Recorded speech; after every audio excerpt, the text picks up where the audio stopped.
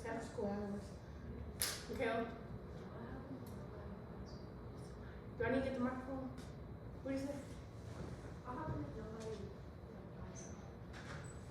They will. They will. Like if somebody did it, But they still want to buy it? You'll still have time to buy it. no, I mean like if they just did it and nobody.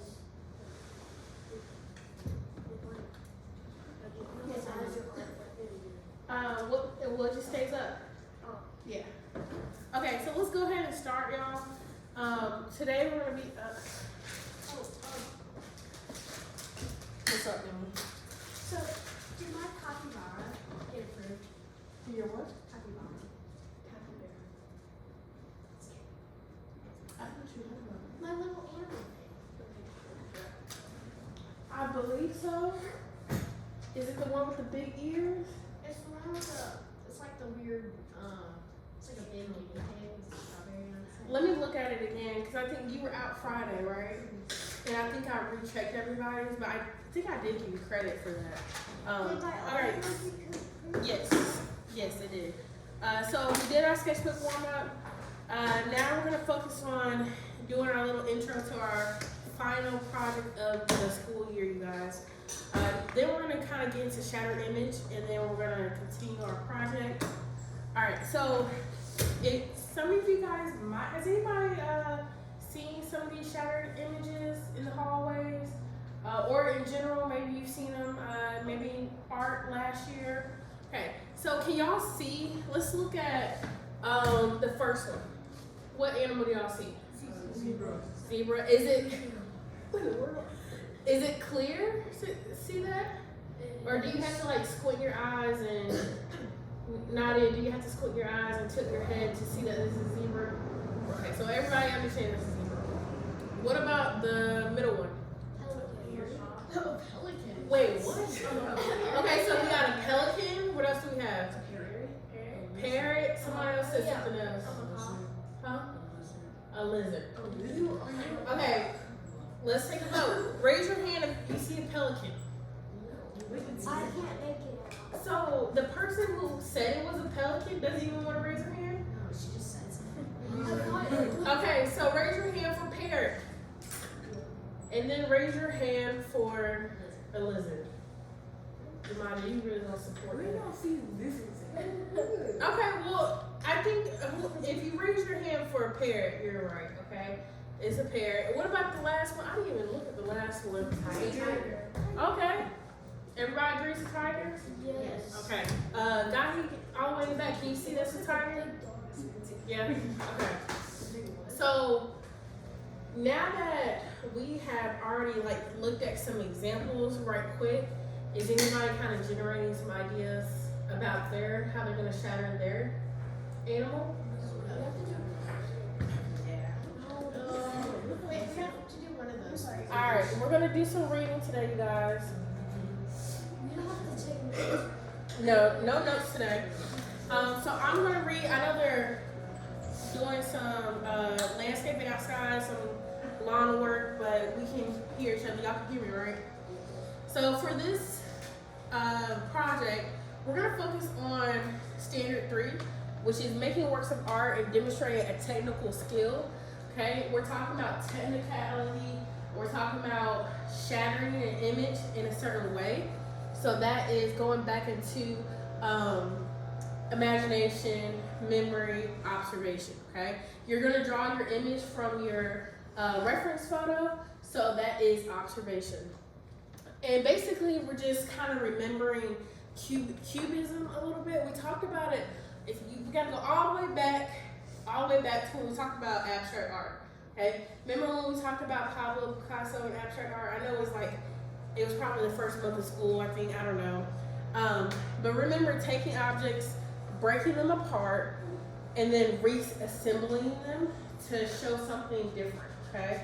So we know that these images, we see a tiger, we see a parrot, and we see a zebra, but Blake said the middle one was a lizard. Zamaje said that was a lizard. So that shows you that everybody has their own interpretation, right?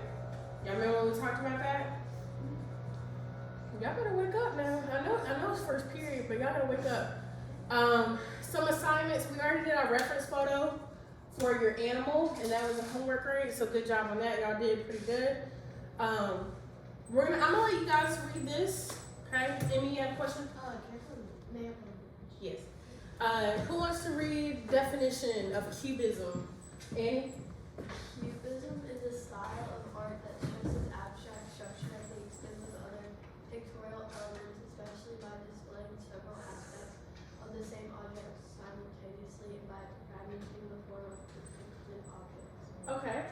So after Annie read that, has anybody drew anything in the form of cubism before? No? Not at all? Not even just like doodling in their sketchbook? What about our monochromatic color scheme project? Remember what we did for Showcase? Do y'all kind of associate that with cubism a little bit? I mean, it was abstract art, and a lot of times abstract and cubism go together. All right, Jesslyn, can you read our objective?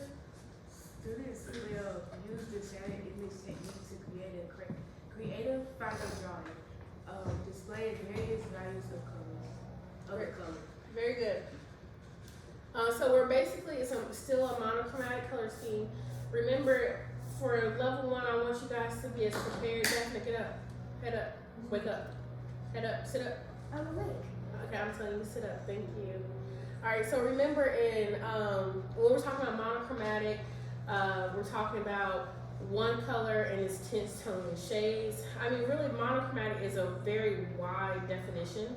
Okay, you can have a black and white monochromatic color scheme. You can have blue monochromatic. It's so many different colors you can use for a monochromatic color scheme. For this particular project, we are going to use color pencils, okay? I know you guys are tired of color pencils, but listen, you have to master shading before we move on to something else, right? So for level 1, we really focus on shading, okay? Level 2, we'll move on to some other art mediums. But for now, since we are talking about shading, Amy, did you get all the notes, the shading notes? Were you here? I did. You did? Okay. So if you miss any shading notes, please let me know. You can come to tutoring Wednesday or something and get them. Materials, ruler, colored pencils, drawing paper, and an animal reference photo on your computer or your iPad. And you guys already got that. So for the most part, I think everybody got that. Oops.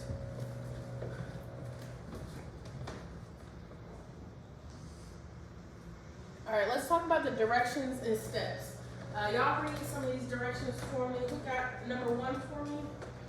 Blake, come on, read number 1 for me. You just look so alive. Select a subject of which you can make a contour line drawing. Your subject choice should be an animal. Okay. What's y'all's animals that y'all chose? Zara. Pig, baby tiger, a fish, snake, dog. Anybody else? A bird. Capybara. A bird. Okay. So we have all completed step 1. Okay. Step 2. Elena.